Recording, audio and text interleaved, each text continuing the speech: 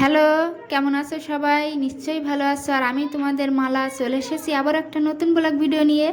তো দেখো, আমি এইদিকে তোমাদের একটু দেখিয়ে দিই আজকে আমাদের কি বাজার করে এনেছে।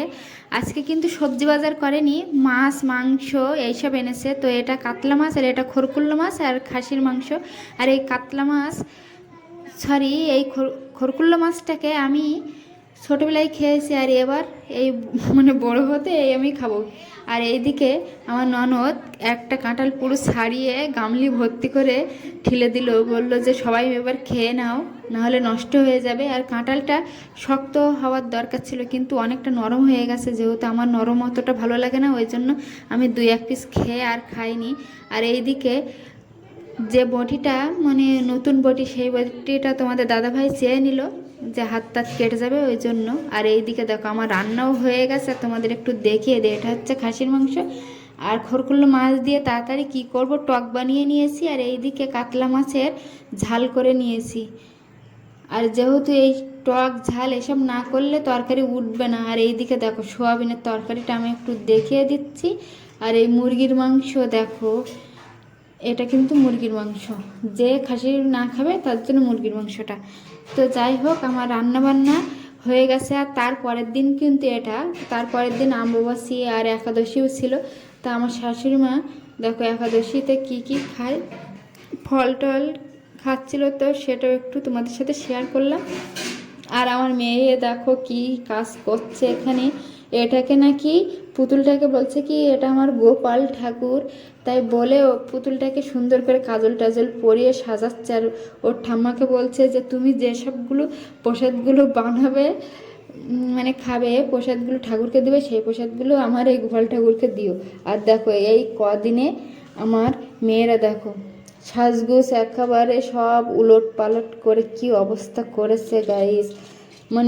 একদিন সাজবে আর এই রকম অবস্থা হয়ে যাবে, ঘুরিয়ে সমস্ত দিকে করে রাখবে। আর এই দেখো পুতুলটাকে বাক্সের ভিতরে ছিল, আর আমার মেয়েরা দেখো পুতুলটাকে বাইরে বের করে রেখে, আর এই দেখো এটার অবস্থা। এটাকে তো পুরো নষ্ট করেই দিল। আমি আবার ওতে গুজে রেখে ওখানে রেখে দিয়েছি। আর বাইরের ওয়েদারটা কিন্তু ভীষণ খারাপ, মেঘ ডাকছে, গুড় করে মেঘ ডাকছে, আর ভীষণ জোরে জোরে 2-3 বার বাস পড়লো, এমন জোরে শব্দ হয়েছে, ভয় পেয়ে গেছিলাম দেখো। আর অতটা বর্ষা হচ্ছে না এখন, এখন মেঘলা হয়ে আছে, ছিটিফোঁটা বর্ষা হয়েছে।